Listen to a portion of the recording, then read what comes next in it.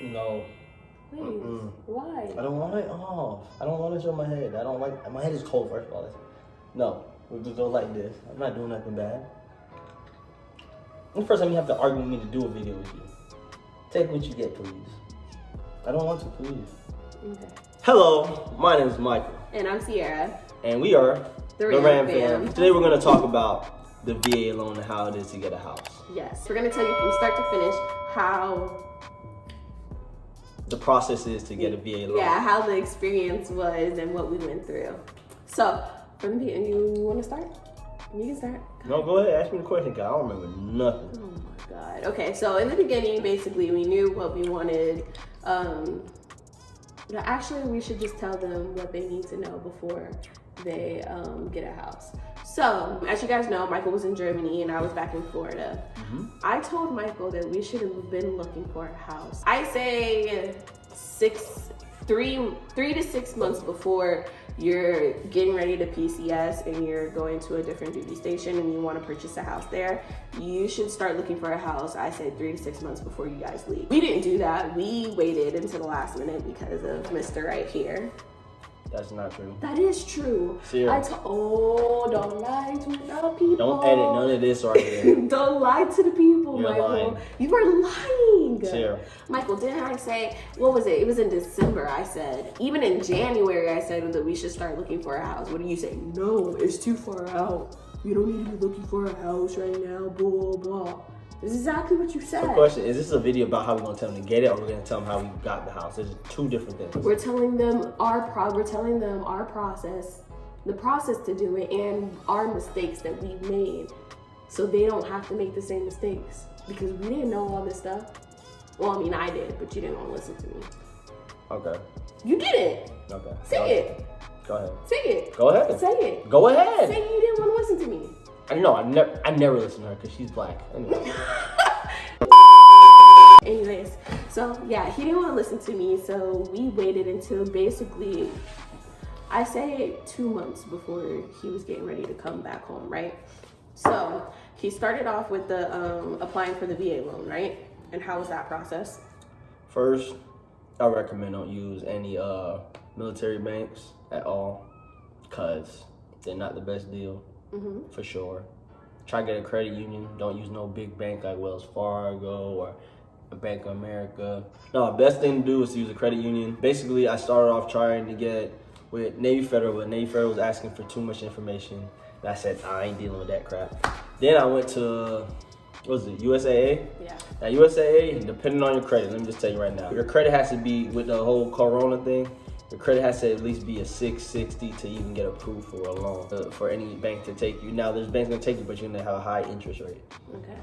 But my credit's at a good score, so no tripping for nobody. But they wanted me at a 4 or almost 4%, which I got a better rate at actually a bank out here called F&M Bank, but they didn't take it. It's actually Citizens One Bank that gave me a lower interest rate, which my interest rate is 2.5. Well, that's good. So, you know, not gonna tell you how, spend your money, but yeah, it's better to get a lower interest rate. Look before you can take a deal. Right, do your research about what banks will offer you what. Credit unions are better than big ass banks. Because you're gonna tell you get a better interest rate than people that's in the civilian world, unless they got like an 800 credit score. For instance, the people we went through for Citizens One, most people don't understand when you do already get in a house, you can get a house that, say you bought from, my bad, I'm going backwards. Say a military person has bought a house at an interest rate of, I don't know, 1.9, right? And they decide they want to sell it in the future. For my credit union that I use, I don't know about everybody else how they work, but they allow me to, if I got a house for 1.9, if I'm a military person trying to purchase from me, they're able to get the same exact interest rate. instead of trying to go fluctuate to get another interest rate for somebody else. So that's a word of advice. Ask the people what was the interest rate on the house. Okay, so yeah, so he applied for the loan and we got approved. Depending on your credit score, I guess that's how much your loan will be, right? Depending on your credit score, it determines how much your interest rate is. Okay, so what about the loan? How much the loan? You get a loan. So most military people, regardless of wherever you want to be stationed, $300,000, you could get a loan. You get a loan for that. You actually go to the bank. You tell them how much you want a loan for, and you gotta still understand how much you're able to basically be able to pay for a house. Don't go over your budget. Right. So basically, if you're living off post and you're buying a house, you get BAH. So you have to factor in your lights, utilities, lights, water, gas. Sometimes we'll get into that later in the video, but there's a whole list of stuff with buying a house, and you have to factor in those things, plus your mortgage, plus food and all that other stuff. So like Michael said, don't try to get a house that's above your means. You have to focus on that. And then there's a website called Real Tracks. I'll put the link of it. They're the most updated when it comes to housing, and when the house is under contract, it'll be yellow. When it's not under contract, it'll be green. So then, as you guys saw, I was living at Memphis at the time. Me and my dad, we went and looked at a house. We put an offer on the first house, right? And this is another thing.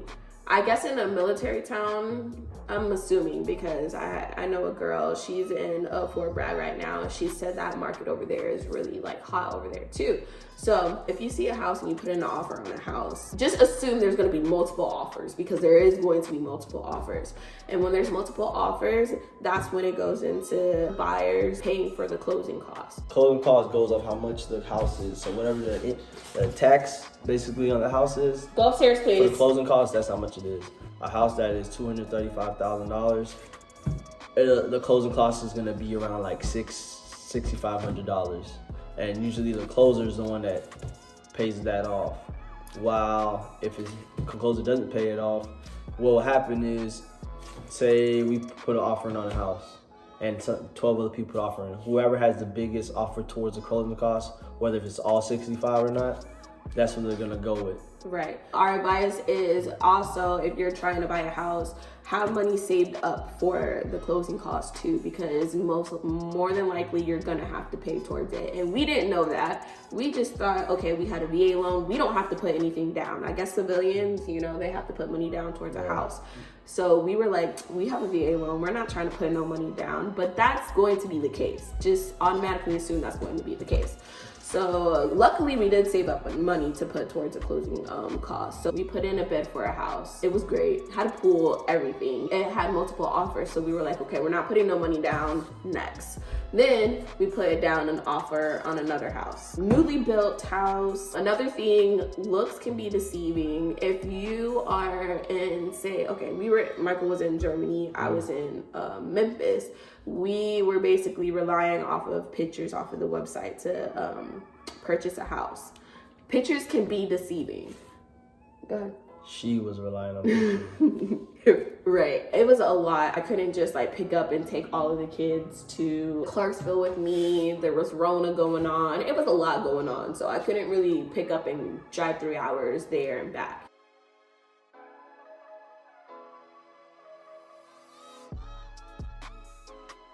We put in an offer on this house in a new subdivision, newly built and everything like that. Accepted our offers, and on new houses, the builder, they pay for the closing costs. So we went there, and when I went there, it was a nice house. It was really nice, but the backyard was super small. It was so tiny, and it looked like it was big, and it really wasn't. The rooms were small. My thing was, I wanted a house that was close to post, so he would be able to come back home, for lunch, and didn't have to go through all that traffic and all that stuff. Put an offer on the house. Now, once you put an offer on the house, I would advise you to get a what's it called? To see how much the house costs. Appraisal, yes. So, for instance, when it comes to appraisal, for regular civilian people, and if you're trying to buy a house, you probably have to pay to get the appraiser to go out there. You actually have to pay for the house of what that person's asking for. Right. While when it comes to the military, we have to have appraisal. So we're going through a VA loan. There has to be appraisal done over the house. For instance, the house that we on, the person wanted $234. That didn't happen because there's a house literally probably across the street in another neighborhood, same exact style. That house sold for like $210, $215, somewhere around that end. And it goes off of square footage. That's how much they rely off the house and whatever extras in the house and the surrounding area. Right. So if a house, say you buy a house and the house next to you sold for $230, then your house is going to be around that area. Depending on square footage. Right. Okay, so you have to pay for an inspector. So when you pay for an inspector, they inspect everything in the house. So we made an offer on the brand new house. Now the only way we could get out of the offer on the brand new house because it had, we said we're going to go with it because you're locked in. Once you get, they accept your contract or right. You're locked into You're the legally house. Locked in. And they could sue you if you try to back out. Right. Say you find a house, you put an offer on it, they accept it, but you see another house that's cheaper and you're like, oh, can we take our offer back? You can't take that. Seeing another house that is cheaper and more in your price range is not going to get you out of that contract with a house that you already put an offer in. That's what I wanted to say. Yes. Now I'm lost at what you were trying to say. Contractor. I mean, inspector. Yes, the only way you can get out of it is inspector. Now, any house that you go to basically is going to have a problem of anything. For instance, we got out of that house because Siera didn't like the backyard because it was really small. The rooms were small. The rooms were small. Everything was smaller, but it was brand new and nobody else lived in it.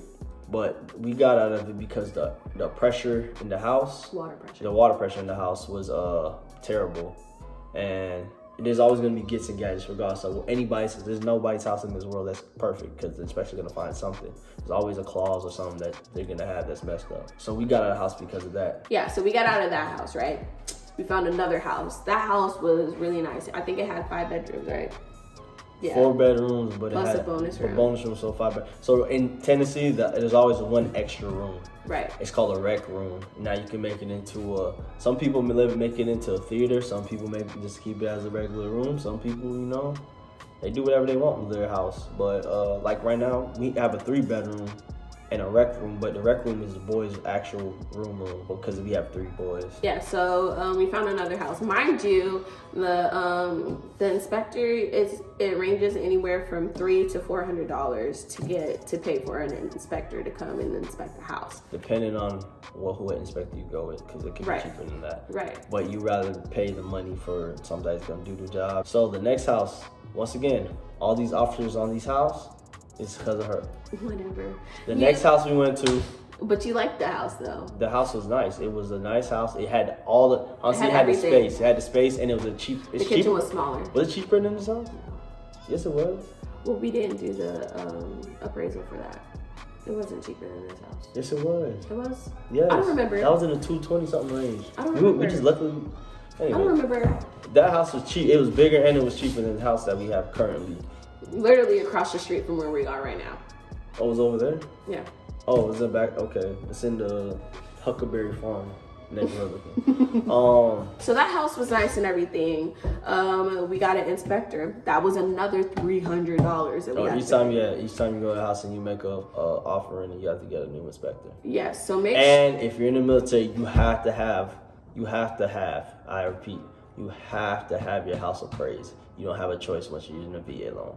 The VA is not going to approve your house unless you get it appraised. Right. So make sure if you put an offer into something that is the house that you guys want, because then you're just going to, in order to get out of that house, you're going to have to get an inspector, and that's money on top of money on top of money. And for the people that's not in the military, I advise you, if you're going to buy a house, no lie, at least have 20 grand that is untouched, that is just for the house. That's for either closing costs or down payment. Right. At least 20.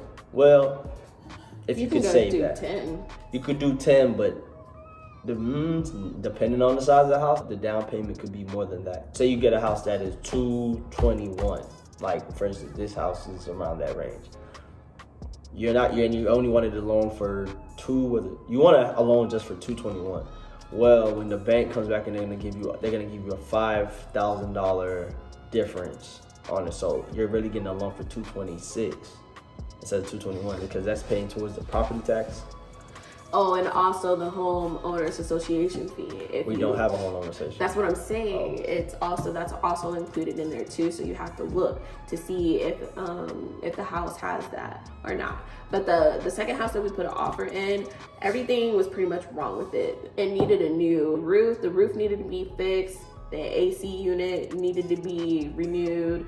Something else was wrong with it. It had some type of leaks or whatever that needed to be fixed. And it was just too much. This is the part where basically you have to decide, do you have money to fix that yourself, or do you want the owner basically to fix it?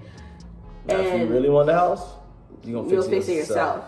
And 9 times out of 10, if they really want to sell the house, then they'll pay everything for it, right? Mm-hmm. But most of the time, they don't want to do that. It's basically a negotiation. Like, okay, we'll cut down on the closing costs and we'll fix this. And then we'll fix this, but that's it. It's not, rarely, you'll get everything fixed plus not having to pay the closing costs. Yeah, it's like, for instance, with our house, they painted the deck and everything, so on and so forth. But there's a drainage that goes in the back of the backyard that is in the middle of the backyard. It makes a puddle. So we're from Florida. We don't know that you guys in Tennessee they have like this, I don't know, this undercarriage of the house where you can just go under where like the pipelines and everything runs through. And like we have this pump that pumps out the humidity. Mm-hmm. That's like a humidifier.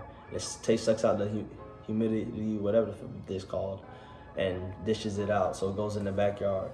And that's part of the light bill too, but it don't really burn the light bill or nothing. Yeah, so basically we put that into negotiation, and they gave us, instead of fixing it, they gave us money to go towards fixing it. They gave us a lot of money. Yeah, you can make negotiations like that. So the second house that we put an offer in, that was just too much that we would have to fix, and we felt like they weren't going to, because the market is so hot, somebody else would have been like, okay, we'll do the closing costs and we'll take care of this, so don't worry about it. And we didn't have enough time to go back and forth because Michael was getting ready to come home. And one thing, guys, when we say you gotta paying the closing costs, this is money up front. This is not money you gonna pay over time. Yeah. In the house. This is month front. So if it's $10,000 up front, when you sign, $10,000, you have to give them $10,000. I had to pay, for instance, when I had to do closing costs. Even though we say you don't have to do closing costs to get it, because we wanted the house and we had a certain amount of time to get this house. Now, the neighborhood's nice. The house is nice and it's beautiful and everything. Only it's low, little space. The only problem we have is space problem. Yeah. Because we have a lot of crap. But the area, the house will sell itself because of the whole area, honestly. Right. You can get a lot of money from selling your house within a certain amount of years. What else do they have to know? I don't know. Oh, it takes about 30 days to get all the paperwork and everything processed. Yes.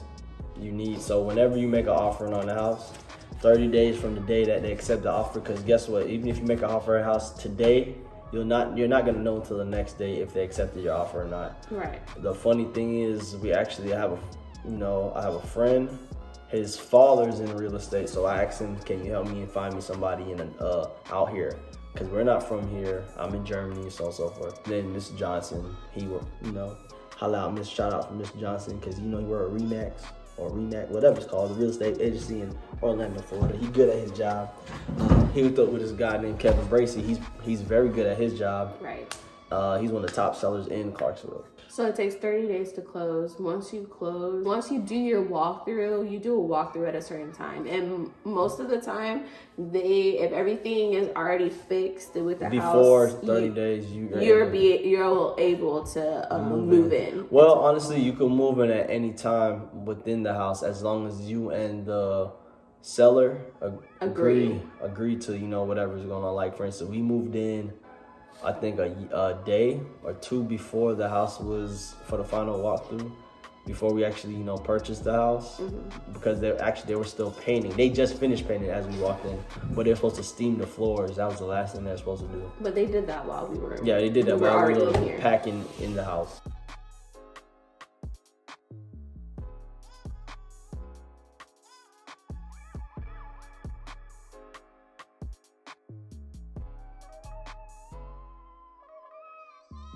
Also, once you buy a house, everybody out the wazoo is going to come to your house to sell you something. Do not fall for it, okay? Because they got us. Well, they got me. Thank you. They got me. So somebody's gonna tell you, they're gonna knock on your door, right? And you're gonna get a whole bunch of stuff in the mail talking about free Amazon gift cards, all this other stuff.